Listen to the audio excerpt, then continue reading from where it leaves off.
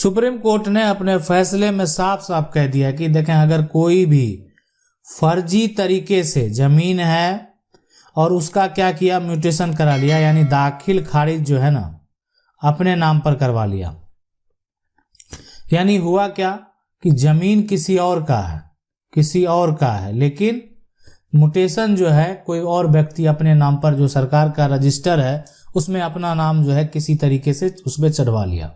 अब समस्या होता है कि ना उस व्यक्ति के पास कोई रजिस्ट्री है जमीन का, ना तो खतियान भी नहीं है और जमीन का कोई रजिस्ट्री भी नहीं है, कोई वसीयत भी नहीं है, ठीक है, कोई गिफ्ट डीड भी नहीं है। अब ये सारा जो है यहाँ पर सबसे बड़ा समस्या ये उत्पन्न होता है कि ये ना खतियान है, ना रजिस्ट्री है, ना वसीयत है, ना कोई गिफ्ट डीड है, लेकिन जो जमीन है उसका म्यूटेशन जो है ना, जो दाखिल खारिज है वो सिर्फ करा लिया है। तो सुप्रीम कोर्ट के एक जजमेंट में साफ साफ ये कहना था कि जमीन का अगर आप दाखिल खारिज करा लिए हैं तो जमीन संपत्ति का आप मालिक नहीं बन गए। सिर्फ दाखिल खारिज से आप संपत्ति का मालिक नहीं है।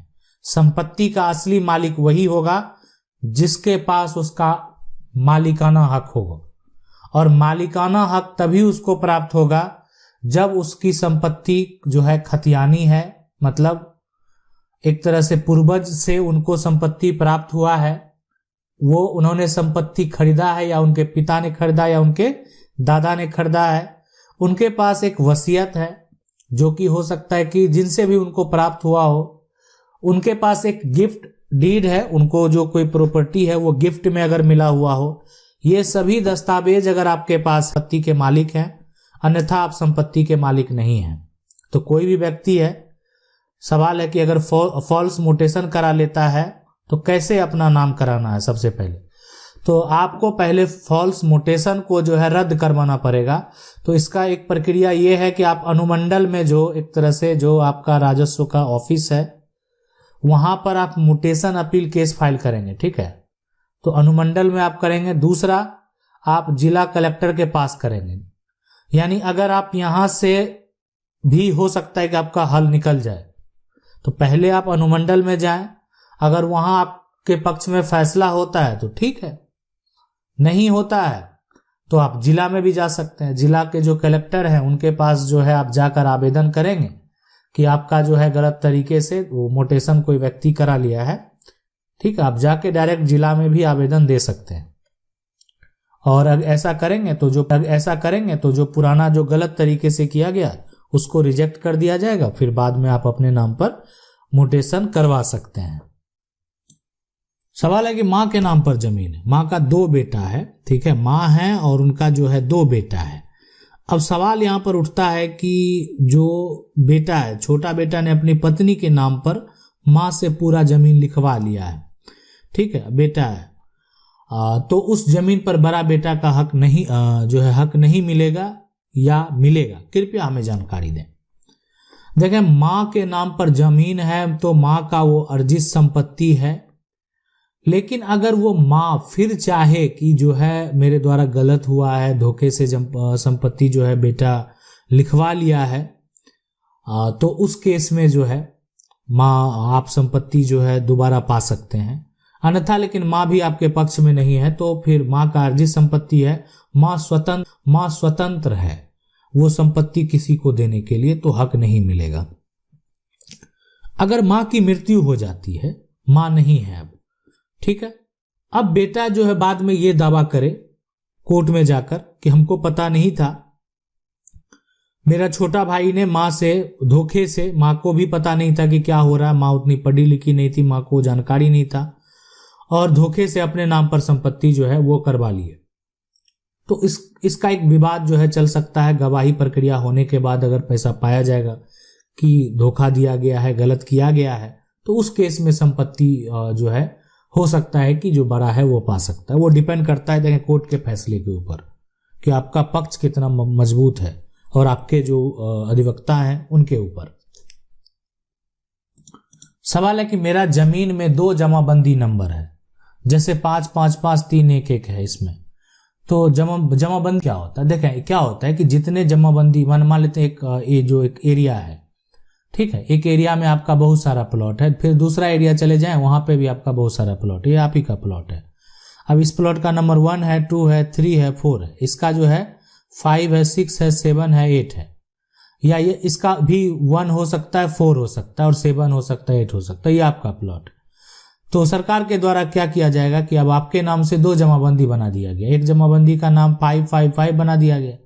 अब इस 55 जमाबंदी को जब चेक किया जाएगा तो इसमें ये सभी प्लॉट मिलेंगे। अब इस जमाबंदी का जब चेक किया जाएगा तो ये इसमें जो है ये सारे प्लॉट मिलेंगे, ठीक है। तो ये अपना जो है एरिया वाइज अलग अलग जमाबंदी संख्या बना दिया जाता है, एक प्लॉट को के हिसाब से जो है यानी वो अलग अलग मेंशन कर दिया जाता है, ठीक है। तो यही होता है जमाबंदी संख्या, मतलब एक ऐसा नंबर है, आप समझ सकते हैं, वो आपका एक अकाउंट नंबर जो सरकार के रजिस्टर में मेंशन रहता है, उसको देखने के बाद पता चल जाता है व्यक्ति के पास इस जमाबंदी संख्या में कितने सारे प्लॉट हैं और उसका जो है एरिया क्या है।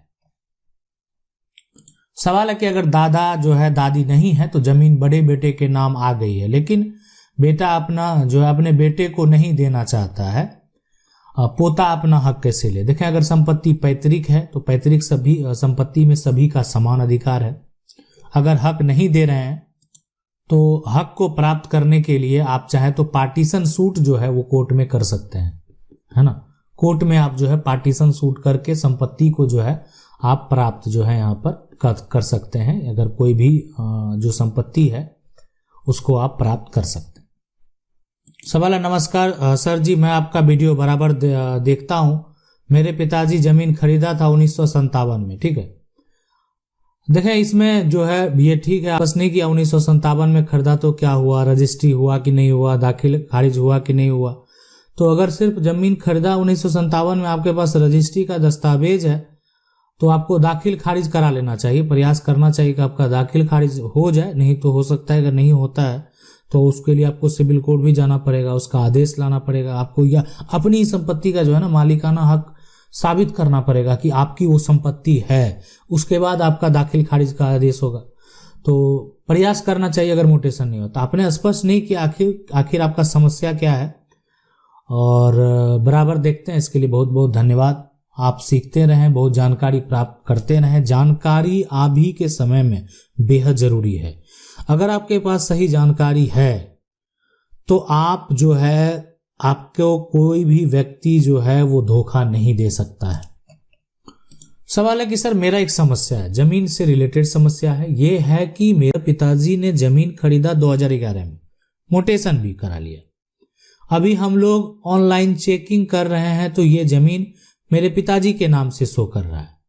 जिसका जमीन है उसका ही नाम जो है पिताजी का नाम शो नहीं कर रहा है, जिसका जमीन है उसका ही नाम शो कर रहा है। इसका सॉल्यूशन क्या होगा? देखिए सॉल्यूशन ये है कि पहले आप ऑफलाइन जो है ना, आप ऑफलाइन जो कागजात है, जो रजिस्टर है, उस पे जाके देखिए। अगर आपका नाम है उस पे ऊपर तो ऑनलाइन में सुधार का प्रक्रिया होता है। ऑनलाइन में जो है ना सुधार का प्रक्रिया होता है, मतलब आप अपनी संपत्ति को ऑनलाइन अगर आपका नहीं चढ़ा हुआ है तो आप चढ़वा सकते हैं। राज्य सरकार के द्वारा इसका पोर्टल बनाया गया है जो है ना, जिसमें अगर किसी का जो संपत्ति प्रॉपर्टी है अगर वो ऑनलाइन प्लेटफॉर्म पे नहीं शो कर रहा है तो आप जो है उसको अपडेट करवा सकते हैं। सवाल है कि अगर यानी जो जमीन है दबंगगिरी से कब्जा कर लिया गया हो, उल्टा पुल्टा कागजात बना करके अपना मालिकाना हक अगर जताते हो तो उस पर क्या करना चाहिए? देखें अगर वो कोई भी जो है एक तरह से दबंगगिरी पे उतर गया है तो आप भी उसको अपनी दबंगगिरी दिखा सकते हैं, लेकिन कानूनी तरीके से, ठीक है। जो कानूनी, इसलिए कि कोई कब्जा कर लिया तो कब्जा करके वो अपनी संपत्ति नहीं बना सकता है। कब्जा आके आपकी संपत्ति पे कोई गलत फर्जीवाड़ा करके कागजात बना लेता है तो अगर वो कागजात फर्जी है तो वो कहीं रजिस्टर्ड नहीं होगा, ठीक है। और अगर उस पर अपना मालिकाना हक जता रहा है तो पहले तो उसके द्वारा जो कागजात है वो आप पहले वेरीफाई कर लें। अगर वो जाली साबित हो जाता है तो उसको जेल जाना भी पड़ सकता है, इसलिए कि आप उस पर धोखाधड़ी का भी, धोखे से दस्तावेज बनाने का भी, जितने भी धाराएं 420 है ना, 420 का भी मुकदमा उस पर दर्ज करा सकते हैं, ठीक है। हाँ, और अगर ऐसा कर रहा है तो कोई भी अगर दादागिरी करके जो है अगर आपकी संपत्ति को कब्जा भी कर लिया है तब तो आपको विलंब भी नहीं करना है। आप सारा कागजात को वेरीफाई करें और उसके ऊपर जो है केस जरूर फाइल करें। सवाल है कि मेरे चाचा की 2 बेटियां ही थी, उन्होंने हमारी पुश्तैनी संपत्ति अपने भांजे को रजिस्टर वसीयत को कर दिया और उनकी बेटियां ने आपत्ति नहीं जताई, इसमें कुछ किया जा सकता है? नहीं, कुछ अगर कोई आपत्ति नहीं है तो कुछ भी नहीं किया जाता। अगर कोई आपत्ति करने वाला, ठीक है, उनकी 2 बेटियां हैं, अब अच्छा संपत्ति पैतृक है, पैतृक संपत्ति का अगर वसीयत किया जाता है तो वो वसीयत मान्य नहीं होता। लेकिन अगर फिर भी वो आपत्ति नहीं लगाएंगे, आपसे संपत्ति लेने नहीं आएंगे तो कोई समस्या उत्पन्न नहीं होगा।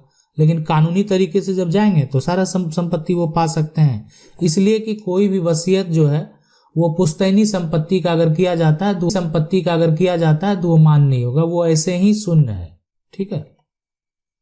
सवाल है कि सर जी मेरे दादा ने अपने भाइयों को जो है रखने के लिए घर दिया, अब दादाजी की मौत हो गई है और हम लोग को जमीन की जरूरत है, तो पापा के नाम अब जो है जमीन हो गई है ना, तो घर को खाली जो है कैसे करें? ठीक है, देखें, अब भाइयों को रहने के लिए घर दिया, दादाजी के नाम अगर संपत्ति दर्ज है ना, तो अब पापा के नाम जमीन हो गई है, तो घर खाली करने के लिए आप सबसे पहले तो अगर वो नहीं खाली कर रहे हैं तो आप खाली करने के लिए अगर आप बोले नहीं कर रहे हैं तो आप जो है आप चाहें तो SDM कोर्ट में जा सकते हैं लेके कि आपके मकान में जबरन वो रह रहे हैं, जबकि आपकी मकान है, आपके पिता के नाम से है, फिर भी वो उस पर जा नहीं रहे हैं, उनको तत्काल जो है वो सिर्फ रहने के लिए दिया गया था, आपके परिवार के सदस्य हैं, आप उनके ऊपर FIR भी दर्ज करवा सकते हैं।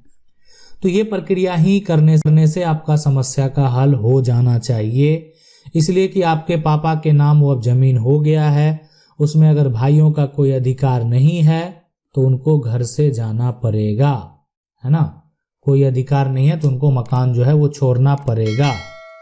आशा करते हैं वीडियो अच्छा लगा होगा। वीडियो को लाइक जरूर कर दें, चैनल को पहली बार देख रहे हैं सब्सक्राइब करके जो बेल आइकन है उसको जरूर दबा लें। मिलते हैं अगले वीडियो में, तब तक के लिए जय हिंद।